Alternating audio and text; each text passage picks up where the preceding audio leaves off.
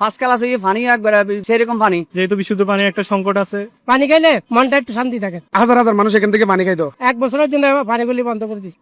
চারিদিকে তীব্র দাবদাহ আর বিশুদ্ধ পানির সংকট। বাজারে চড়া দামে এক বোতল পানি কিনে খাওয়া যেখানে সাধারণ মানুষের পক্ষে এক দুঃসহ লড়াই, ঠিক তখনই চট্টগ্রামের বুকে আশার আলো জাগিয়েছে মানবিক সংগঠন হাসি।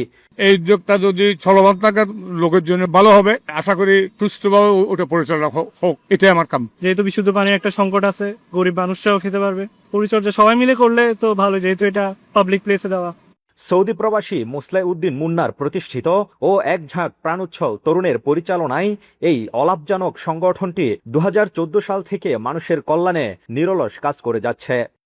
বর্তমানে চট্টগ্রাম মেডিকেল কলেজ হাসপাতাল, জেনারেল হাসপাতাল, কোতোয়ালি মোড়, শিল্পাঞ্চল পুলিশ লাইন্স ও চাক্তাই নগরের বিভিন্ন জনবহুল স্পটে হাসির স্বয়ংক্রিয় ঠান্ডা পানির বুথ রয়েছে।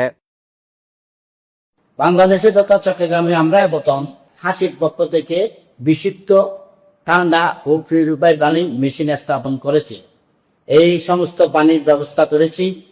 হাসির পক্ষ থেকে রোহিঙ্গাদের জন্য ত্রাণ, করোনাকালে খাদ্য সামগ্রী এবং রাতের বেলায় রান্না করা খাবার বিতরণ করেছে মানব সেবা সংগঠন হাসি। আমি চট্টগ্রাম তথা বাংলাদেশে প্রতিটি মানুষের কাছে কামনা করবো হাসির পাশে থাকার জন্য। একটু হাসি, একটি প্রচেষ্টা, এই স্লোগানকে সামনে নিয়ে হাসি 2014 সালে 5 জুন থেকে তাদের কার্যক্রম শুরু করে আগামী 5 জুন 2026 12 বছর উদযাপিত হবে। প্রখর রোদ উপেক্ষা করে প্রতিদিন হাজার হাজার তৃষ্ণার্ত পথচারী, রিক্সা চালক ও দিনমজুর এখান থেকে সম্পূর্ণ বিনামূল্যে বিশুদ্ধ ঠান্ডা পানি পান করে পরম শান্তিতে কলিজা জুড়াচ্ছেন। বিশেষ করে হাসপাতালের সামনে চিকিৎসা নিতে আসা অসহায় রোগীদের স্বজনদের জন্য এটি এক বড় আশার আলো। মেডিকেল লাইফ 20 টাকা 30 টাকা দিয়ে পানি কিনে নেওয়ার হাসি সংগঠন নাম। ফার্স্ট ক্লাস পানি একবার সেরকম পানি। খুব ভালো, পানিটা অনেক ভালো, আলহামদুলিল্লাহ, শুক্রিয়া, হাসিকে ধন্যবাদ।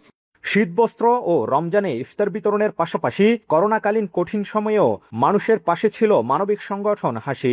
চট্টগ্রামে হাসি প্রথম পথচারীদের তৃষ্ণা মেটাতে এই আধুনিক ওয়াটার বুথ স্থাপন করে। তবে বর্তমানে কারিগরি ত্রুটির কারণে অচল হয়ে পড়ে থাকা বাকি মেশিনগুলো দ্রুত সংস্কার করে পুনরায় সচল করার দাবি জানিয়েছেন সাধারণ মানুষ।